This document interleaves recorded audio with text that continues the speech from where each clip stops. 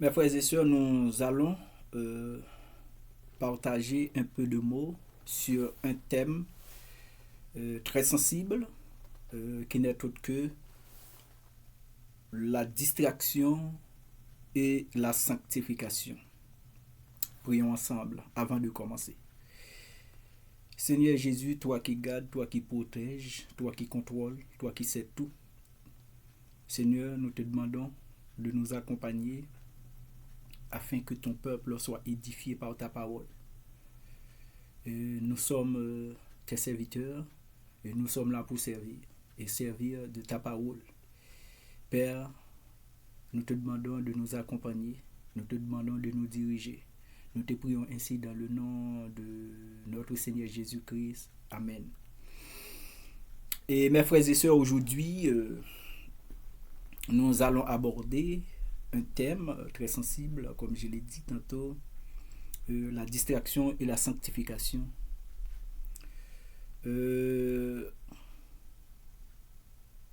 Qu'est-ce qu'on a dans la distraction et qu'est-ce qu'on a aussi dans la sanctification. Les démos, pour moi, bon, c'est parallèle. C'est parallèle. Il n'y a pas de jumelage entre la distraction et la sanctification.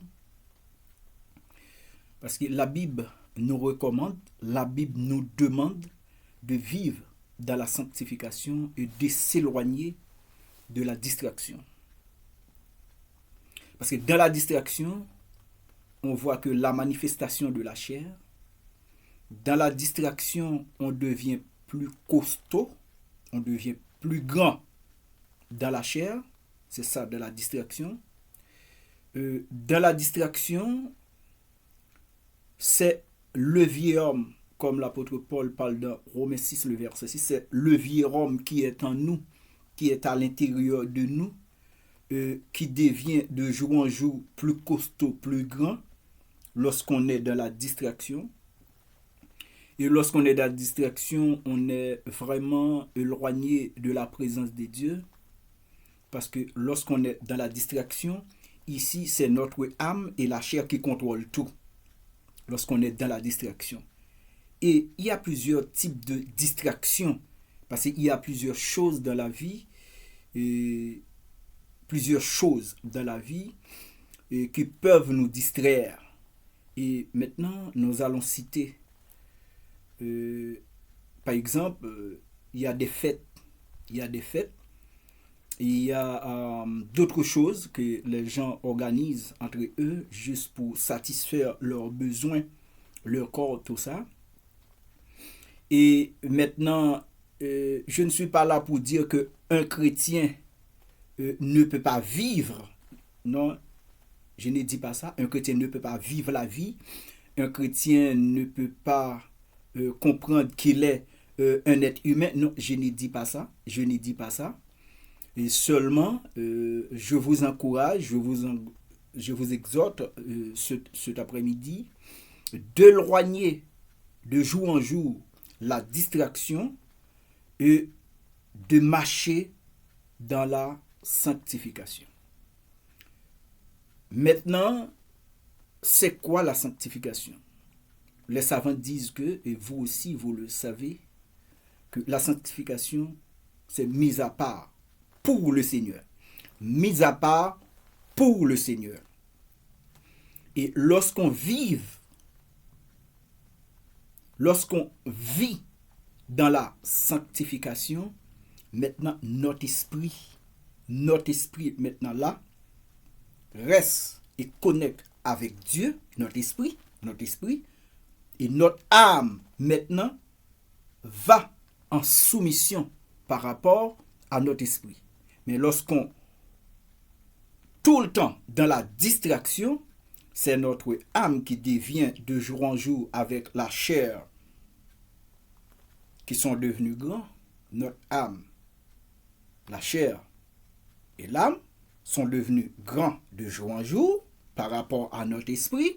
Et là, ça, on ne peut pas parler de plein d'esprit, on ne peut pas parler de rempli du Saint-Esprit, même pour parler de la plénitude du Saint-Esprit. Pour moi, Les deux mots, on ne peut pas jumeler ça.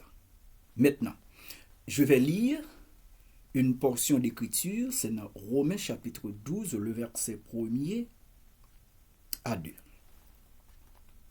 Romains, ça c'est l'apôtre Paul qui s'adressait aux Romains. Je vous exhorte donc, frères, par les compassions de Dieu, à offrir vos corps comme un sacrifice vivant, saint, agréable à Dieu, ce qui sera de votre part un culte raisonnable. Ne vous conformez pas au siècle présent, mais soyez transformés par le renouvellement de l'intelligence, afin que vous discerniez quelle est la volonté de Dieu, ce qui est bon, agréable et parfait. Apôtre Paul dit ici, je vous exhorte donc, frères, par les compassions de Dieu, à offrir vos corps comme un sacrifice vivant. Un sacrifice vivant et non un sacrifice mortel. Un sacrifice vivant, ça veut dire quoi? Mes frères et sœurs, nous étions éloignés de Dieu. Nous ne connaissions pas Dieu. Maintenant, quand nous venons à Christ, il faut renoncer à cette première vie. La vie que nous menions auparavant, il faut renoncer. Il faut se détacher. Renoncer à soi-même. Ça veut dire que quoi? La façon dont nous avons l'habitude d'habiller, la façon dont nous avons l'habitude de parler, la façon dont nous comprenons les choses, il faut changer tout maintenant. C'est pour cela que l'apôtre Paul le dit dans 2 Corinthiens 5, 17. Si quelqu'un est en Christ, il est une nouvelle créature. Les choses anciennes sont passées et voici toutes choses sont devenues nouvelles. Il a dit voici toutes choses sont devenues nouvelles. Maintenant, vous êtes une autre personne. Une autre personne. La façon dont nous habiller maintenant doit être différent quand nous rencontrons Christ. C'est pour cela, apôtre Paul dit, je vous exhorte donc, frères, par les compassions de Dieu, à offrir vos corps comme un sacrifice vivant, saint. Offrir notre corps, les plaisirs que nous avons, les chants que nous avons d'entendre autrefois, les fêtes que nous avons l'habitude de participer autrefois, les gens que nous avons comme amis autrefois, la façon dont nous nous comportons autrefois, ça doit être changé, mes frères et sœurs. Aujourd'hui, c'est différent parce que nous avons Christ en nous. Ça, c'est un culte raisonnable. Ce n'est pas seulement quand on est à l'église, on est en train de chanter gloire, gloire, gloire à l'agneau, gloire à l'agneau. Ce n'est pas seulement ça. Ce n'est pas seulement de jouer les instruments. Ce n'est pas seulement de chanter, de diriger, de prêcher seulement ça. Non, ce n'est pas seulement ça à l'église qui fait de nous un chrétien. Il y a aussi le sentiment de Jésus-Christ. Nous devons avoir le sentiment qui était en Jésus-Christ, en nous. Ce sera un culte raisonnable. Saint. Maintenant, si on parle ici de la sainteté.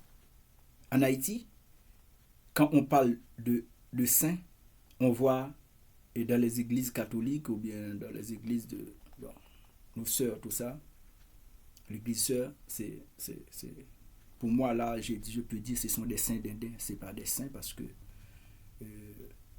quand une personne ne marche pas en conformité avec la parole de Dieu, quand une personne prêche ce qui ne conforme pas à la vraie doctrine qui est la doctrine de Jésus-Christ, Là, pour moi, quand on parle de saints, là, ce sont des saints. Apôtre Paul avait l'habitude de saluer les gens dans sa lettre, saluer les saints. Par exemple, les enfants de Dieu. Les enfants de Dieu. Mais en Haïti, lorsqu'on parle de saints, on voit Saint Paul, Saint Madeleine, Saint Cécile, Saint cela, Saint non, ça c'est Saint Dindin. Ici, moi, je ne parle pas de l'apôtre Paul, je ne parle pas de Pierre, comme par exemple pour eux, l'apôtre Pierre, c'est premier et pape qui existe pour eux, mais pour nous, non. Pour nous, non. Pour nous, non. Qui sommes les chrétiens. Ça veut dire, quand on vient à Christ, il faut se détacher complètement de quelques habitudes. Il faut se détacher. Quand on vient à Christ, il n'y a pas de discussion là-dessus. Maintenant, vous pouvez donner un sacrifice à Dieu qui n'est pas raisonnable. C'est pour cela, apôtre Paul dit, agréable, ce qui sera de votre part un culte raisonnable. Si on vient à Christ, on vit d'une manière désagréable. On se comporte d'une manière tantôt d'une autre. Comme Calico, aujourd'hui blanc, demain noir. Aujourd'hui blanc, demain noir, comme Calico. Mais non, la façon dont nous sommes en train de parler, il faut être différent. Les gens qui sont dehors, il faut être différent. Parce que vous avez Christ dans notre vie, mes frères et sœurs. Et nous avons aussi, dans le verset 2, ne vous conformez pas au siècle présent. Il y a aussi, ne vous conformez pas. C'est un impératif. C'est un ordre. Ce n'est pas une supplication. Non, c'est un impératif ici, c'est un ordre. Ne vous conformez pas au siècle présent. Ne prendre pas la forme de ce monde aujourd'hui. Ce sont les païens qui nous montrent comment nous devons habiller. C'est pas bon. Ce sont les païens qui nous montrent comment nous devons parler. C'est pas bon. Ce sont les païens qui nous montrent comment on doit fêter à l'église. C'est pas bon. Ce sont les païens. Maintenant, toutes les fêtes de l'église sont superposées. Il n'y a pas de différence entre les fêtes païennes et les fêtes de l'église. Non, c'est pas bon. C'est pas bon. C'est pas bon. C'est pas bon, mes frères et sœurs. Ne vous conformez pas au siècle présent. Dans le temps apôtre Paul, c'est le siècle présent. Mais aujourd'hui, c'est notre siècle présent. Et pour demain, c'est toujours le siècle présent. Parce qu'on dit aujourd'hui, Jésus-Christ est le même hier, aujourd'hui et éternellement. C'est la parole. Mais mes frères et sœurs, apôtre Paul dit, ne vous conformez pas au siècle présent, mais soyez transformés par le renouvellement de l'intelligence. Si on ne marche pas dans la sanctification, comment on peut parler ici de renouvellement de l'intelligence? On ne peut pas. Il faut marcher et il faut vivre dans la sanctification, afin que vous discerniez quelle est la volonté de Dieu, ce qui est bon, agréable. Mais si on ne marche pas, si on ne vit pas dans la sanctification, mes frères et sœurs, laissez-moi vous dire une chose. La jeunesse haïtienne, il y a trop de distractions. Trop de distractions.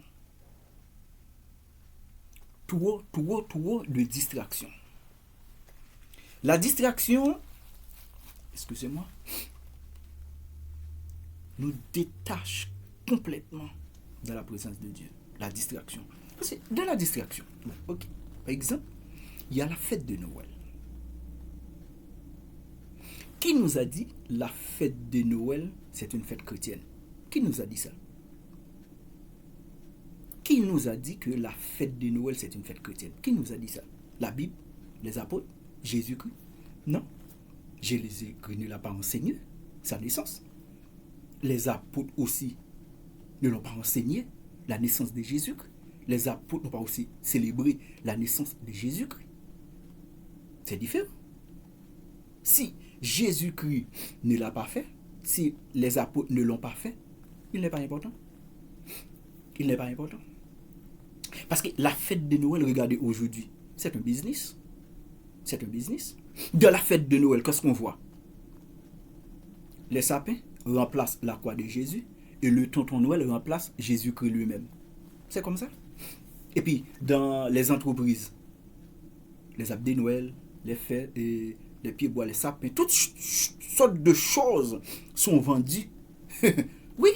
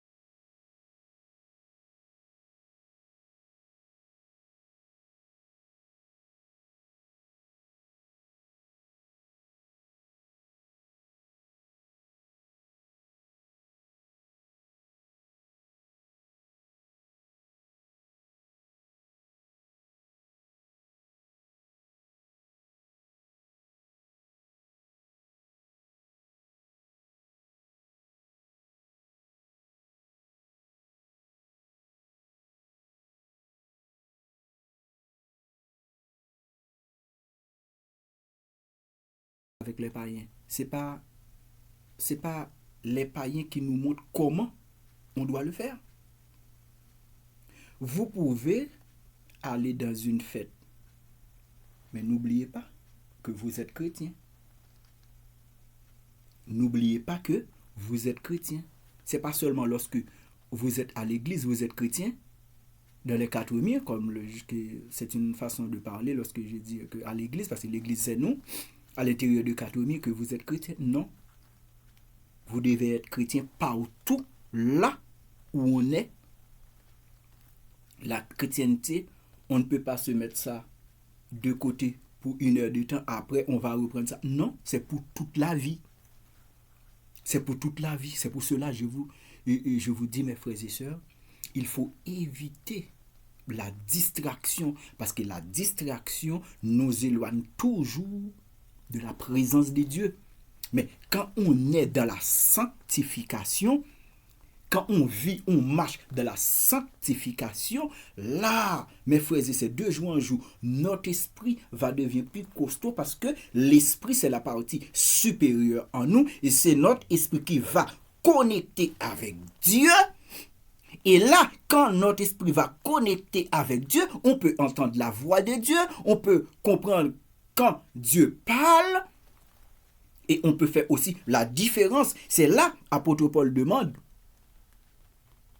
afin que vous discerniez quelle est la volonté de Dieu. Mais si vous ne vivez pas de la sanctification, comment ici on va connaître, on va discerner la volonté de Dieu? Vous ne pouvez pas, mes frères et sœurs. Il faut à tout prix, s'éloigner de la distraction et de marcher de jour en jour, de seconde à seconde, l'heure, minute, heure, degré, jour, dans la sanctification.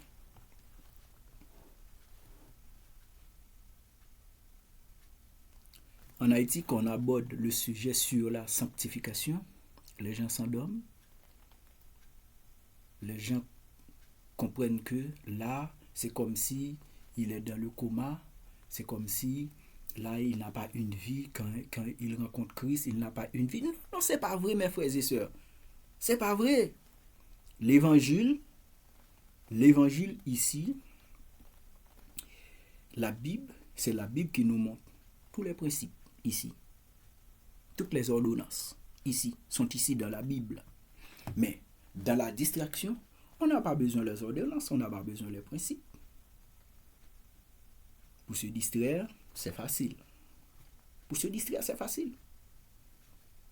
Par exemple, quand on parle de la distraction, notre âme, notre corps et notre âme sont mis ensemble. Et là, ça devient gros, ça devient costaud. C'est comme dans Romains 6, le verset 6. Le vieil homme, c'est ça, il nous contrôle maintenant. C'est le vieil homme qui contrôle, c'est le vieil homme qui parle, c'est le vieil homme qui décide, le vieil homme. Romains 6, verset 6. Lorsqu'on est dans la distraction. Mais lorsqu'on marche selon l'esprit, vous avez l'accès à contrôler. Oh, ça c'est l'impudicité. Non, je ne peux pas le faire. Non, je ne peux pas discuter. Je ne peux pas faire la discussion. Je ne vais pas parler de quoi que ce soit qui n'est pas bon. On ne peut pas mentir. On ne peut pas mentir comme ça. Ça devient comme un jeu. Le mensonge, ça devient comme un jeu. Parce que lorsqu'on est dans la distraction, le mensonge devient comme un jeu. Et quand on ment aujourd'hui, on ment demain, on ment après-demain, et on ment, et maintenant là, on vit maintenant dans le mensonge. Mes frères et sœurs, si vous voulez marcher avec Dieu, vous devez marcher aussi dans la sanctification. Parce que la sanctification, C'est un impératif. La Bible nous demande, c'est un commandement. 1 Thessaloniciens 4, le verset 3. Ce que Dieu veut, c'est notre sanctification. Comment? On ne marche pas de la sanctification, on chante chaque jour à l'église. On prêche chaque jour à l'église. Hein? On se réunit chaque jour à l'église. Dans les 4 mai. Mais on n'est pas dans la sanctification. C'est pour ce cas, l'église est morte. N'a pas de puissance. Quand on rentre à l'église, oui, ici est un bon joueur. Oh, il chante bien. Oh, c'est un superstar. Quand on rentre à l'église. Mais quand on cherche, qui a le don d'interprétation? Personne. Qui a le don de guérison? Personne.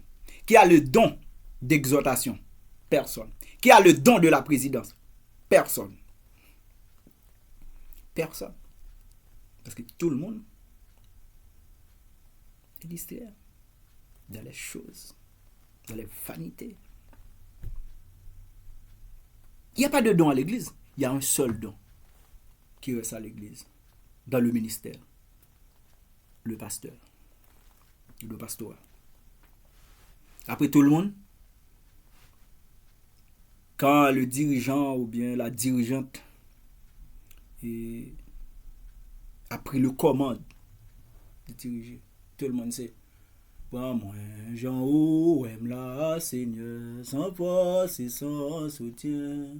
Prends-moi, Jean-Haut, aime la Seigneur. Prends Jean, aime la. Il n'y a pas d'effort à faire.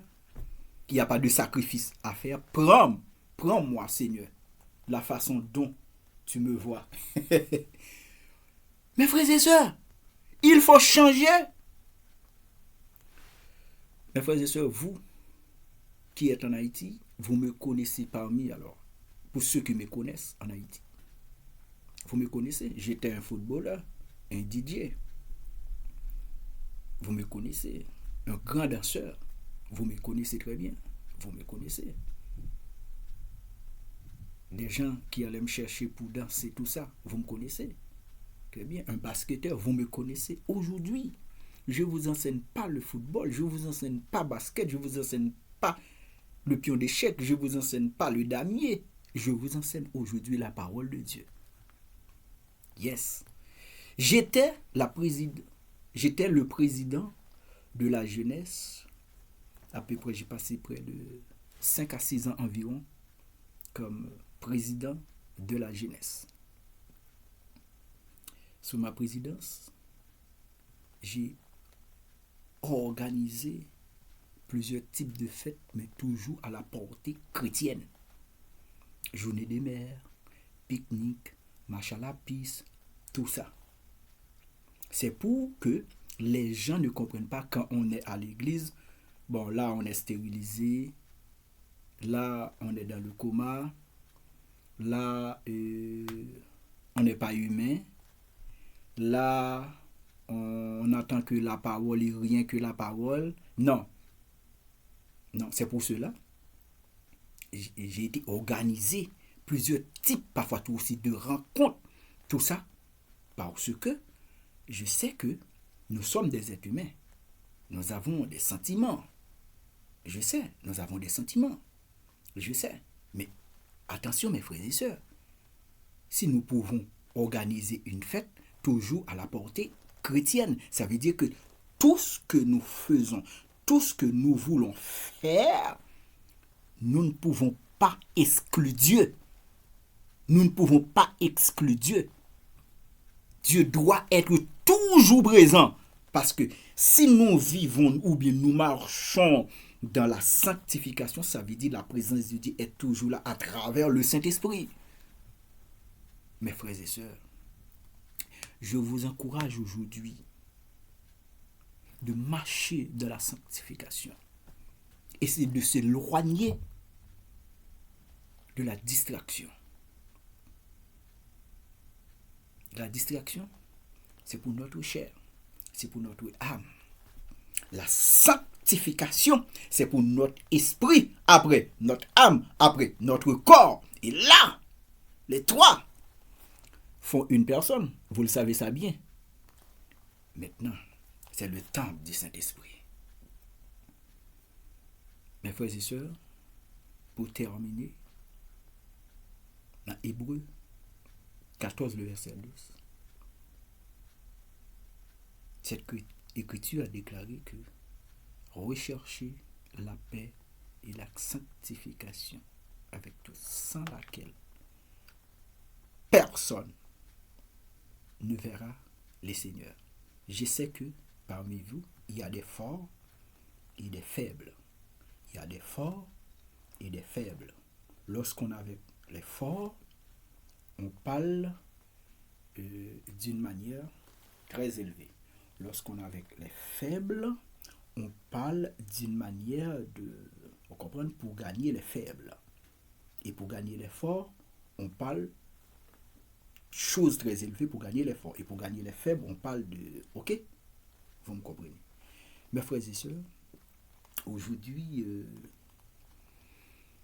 et c'était très important aujourd'hui que nous parlons sur la distraction et la sanctification.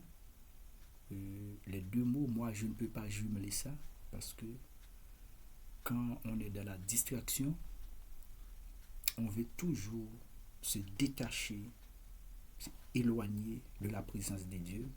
Mais quand on est dans la sanctification, mes frères, nous sommes assurés.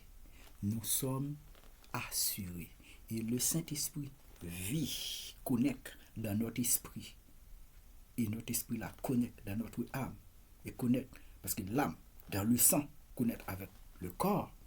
Et là, que la parole de Dieu vit dans notre esprit. Parce que n'oubliez pas, Dieu est esprit. Il faut que ceux qui l'adorent en esprit et en vérité. Pour terminer, mes frères et sœurs, je vais vous dire, si vous allez ou bien si vous partez dans une fête, n'oubliez pas, vous êtes chrétien. Ne laissez pas votre chrétienté et après vous allez dire, vous allez retrouver votre chrétienté par ailleurs. Non. Quel que soit là où vous êtes, n'oubliez pas, vous êtes chrétien. Vous devez toujours marcher dans la sanctification. Vous irez dans une fête, n'oubliez pas que vous êtes chrétien. N'acceptez personne, j'ai dit personne, de vous faire savoir comment vous devez vivre en parlant des païens qui va vous dire, oh, les païens vont dire, non, là, oh, là, non, c'est chrétien, là, c'est pas, il n'y a pas aucun problème si vous faites ça. Non. Au contraire, ne laissez pas vous gagner par les païens, mais plutôt,